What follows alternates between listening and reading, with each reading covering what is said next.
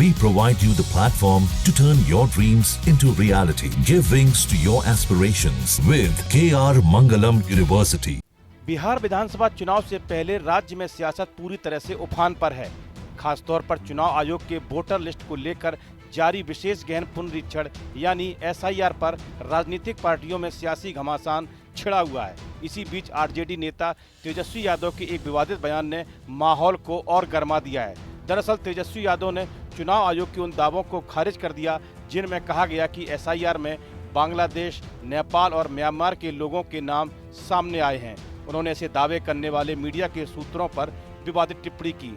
तेजस्वी यादव ने कहा कि ये सूत्र कौन है, ये सूत्र को हम समझते हैं, इनका कोई आधार नहीं है। एक मिनट, इसका चुनाव आयोग से कोई डॉक्यूमेंट या कोई प्रेस नोट या कोई ऐसी बात आई है या कि कहाँ से खबर आई है? सोर्सेज बता रहे हैं, सूत्र बताते हैं, हम उस सूत्र को मूत्र समझते हैं। वेस्ट जो होता है ना, ये वो है, इसका कोई आधार नहीं ना। ये वही सूत्र है जो पाकिस्तान में कब्जा करवा दिया था, इस्लामाबाद, कराची। सूत्र नहीं, मूत्र लोग। तेजस्वी यादव के इस विवादित बयान पर सियासी बवाल गहरा गया है। भारतीय जनता पार्टी ने इस बयान को न केवल निंदनीय बल्कि लोकतंत्र के खिलाफ खुला हमला बताया। बीजेपी नेता संजय जायसवाल ने कहा, इस तरह की टिप्पणियां केवल तेजस्वी यादव ही कर सकते हैं। तेजस्वी यादव की समस्या यही है कि वे पढ़े लिखे नहीं हैं, जिस कारण उनके घर पर मौजूद लोग उन्हें जो रटवाते हैं वही वे बोलते हैं। बीजेपी नेताओं ने तेजस्वी यादव से इस बयान को लेकर माफी मांगने की मांग की है। भाजपा के प्रवक्ता गुरु प्रकाश पासवान ने भी तीखा हमला बोला और तेजस्वी यादव से सार्वजनिक रूप से माफी मांगने की मांग की। तेजस्वी जी के साथ सबसे बड़ा प्रॉब्लम यही है, 20 मिनट तक वह कागज पढ़ते रहे और तब तक वो ठीक थे, लेकिन पत्रकारों ने सवाल पूछा तो जिस प्रकार का उन्होंने पहले तो सूत्र के बारे में बोला और उसके बाद कह दिया कि प्रेस भी यही है। मीडिया कर्मियों के सामने और किसी के भी मनुष्य के बारे में इस तरह की टिप्पणियां करना केवल तेजस्वी यादव कर सकते हैं। तेजस्वी जी की दिक्कत यही है कि पढ़े लिखे नहीं होने के कारण जो घर पे 2-3 उनके लोग हैं वो जो रटवाते हैं, बताते हैं, वह जाके वह मंच पर बोल देते हैं, कहीं भी बोल देते हैं। उससे बाहर का अगर कोई प्रश्न आएगा आउट ऑफ सिलेबस तो वो ऐसा ही कचरा करेंगे। यह प्रेस का अपमान है। इस देश में प्रेस को हमेशा चौथा स्तंभ माना गया है और जिस प्रकार से अपमानित करने का काम प्रेस को तेजस्वी यादव ने किया है, उसकी जितनी निंदा की जाए वह कम है। तेजस्वी यादव को सार्वजनिक रूप से माफ़ी मांगना चाहिए, पश्चाताप करना चाहिए और इस बात का कसम खाना चाहिए कि जितना उनको घर में सिखाया जाएगा उससे बाहर वह कभी मुंह नहीं खोलेंगे। दूसरी ओर तेजस्वी यादव अपने बयान से पीछे हटने के मूड में नहीं है।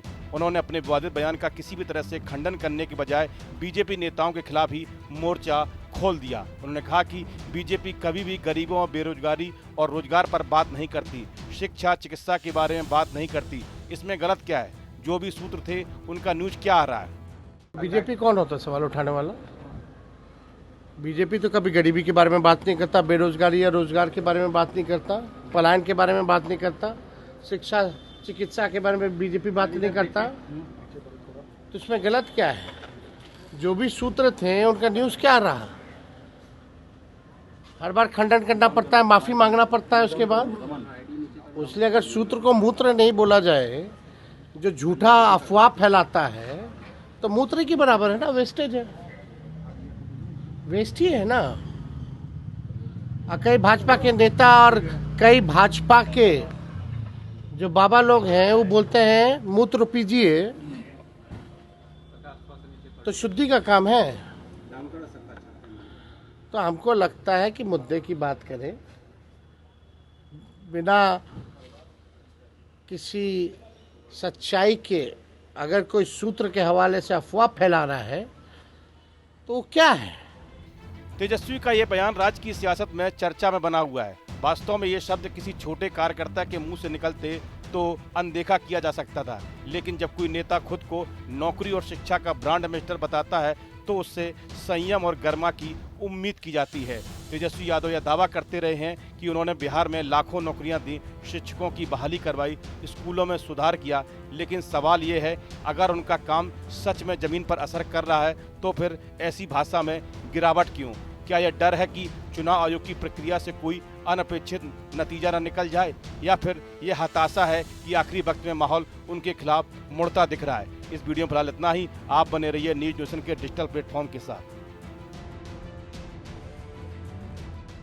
जहां भक्ति है हर शब्द में, कथाओं में छुपे हैं दिव्य रहस्य और ज्योतिष देता है जीवन को दिशा। धर्म से जुड़ी हर बातों को जानने के लिए हमारे चैनल स्तुति को सब्सक्राइब करें। चैनल पर जाने के लिए इस लिंक पर क्लिक करें।